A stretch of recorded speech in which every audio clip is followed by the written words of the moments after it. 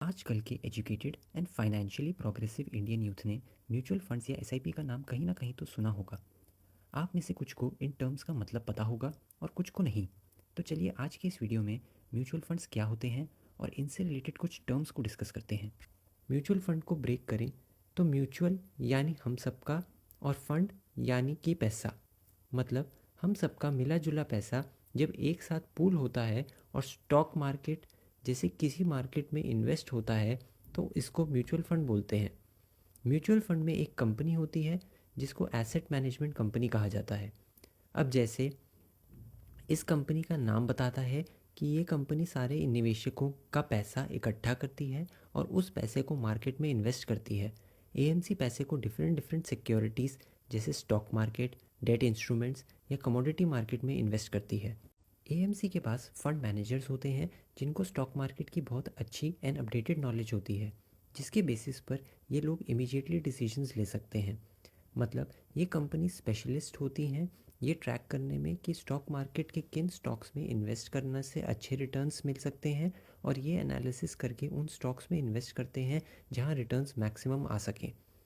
और अगर मार्केट में कोई ऐसी न्यूज़ आ जाए जिससे स्टॉक की वैल्यू बढ़ या गिर सकती है तो ये फंड मैनेजर्स इमीडिएटली डिसीजन लेके उन स्टॉक्स को खरीद या बेच सकते हैं। तो बेसिकली अपने फंड्स पब्लिक खुद मैनेज ना करके एएमसी के खाते में डाल देती है ताकि एएमसी इन फंड से स्टॉक खरीद सके और हमको हमारे फंड्स पे ज़्यादा से ज़्यादा रिटर्न्स ला कर दे। इससे ये फ़ायदा है कि पब्लिक ने अपने फंड्स एक स्पेशलिस्ट के हाथ में दिए हैं जिसको मार्केट की उनसे काफ़ी ज़्यादा और अच्छी नॉलेज है। और म्यूचुअल फंड की एक ख़ास बात ये होती है कि आप जिस भी स्कीम में इन्वेस्ट करते हैं एएमसी अपफ्रंट आपको उस स्कीम के अंदर किन एसेट्स में इन्वेस्टमेंट की जाएगी, कितना रिस्क होगा, फंड का मैनेजर कौन होगा, ये सब इन्वेस्टर को पहले ही क्लियर कर देती है। अब आइए ये समझते हैं कि और कौन से प्लेयर्स हैं म्यूचुअल फंड प्रोसेस में। सबसे पहले securities and exchange board of India, जिसको सेबी भी कहते हैं। अब क्योंकि एएमसी निवेशकों का सारा पैसा स्टॉक मार्केट में इन्वेस्ट करती है और सेबी ही वो प्रिंसिपल बॉडी है जो स्टॉक मार्केट को गवर्न करती है, इसलिए सारे एएमसी को भी सेबी ही गवर्न करती है। अगला है एएमसी। इसके बारे में जैसा मैंने आपको पहले बताया कि एएमसी वो कंपनी है जो म्यूचुअल फंड की स्कीम बनाती है, निवेशकों का पैसा कलेक्ट करती है और स्टॉक मार्केट में इन्वेस्ट करती है। Next is trustee. Mutual fund scheme में इन्वेस्टर्स पैसा तो डालते हैं बट एएमसी की मैनेजमेंट में इन्वेस्टर्स पार्टिसिपेट नहीं करते। इसलिए टू इंश्योर कि एएमसी इन्वेस्टर्स के इंटरेस्ट में एक्ट कर रही है एंड एएमसी की फंक्शनिंग में कोई गड़बड़ तो नहीं है, इसके लिए एएमसी ट्रस्टीज़ अपॉइंट करती है। ट्रस्टीज़ का मेन एजेंडा ये इंश्योर करना होता है कि एएमसी अपने इन्वेस्टर्स के बेनिफिट के लिए काम करे एंड टू इंश्योर कि इन्वेस्टर्स का पैसा सेफ रहे। म्यूचुअल फंड से रिलेटेड कुछ इंपॉर्टेंट टर्म्स को कवर करते हैं।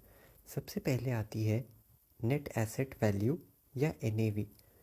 क्योंकि म्यूचुअल फंड में काफ़ी सारे स्टॉक्स में इन्वेस्ट होता है इसलिए म्यूचुअल फंड के प्राइस को एनएवी कहते हैं और म्यूचुअल फंड हमेशा यूनिट्स में बिकते हैं।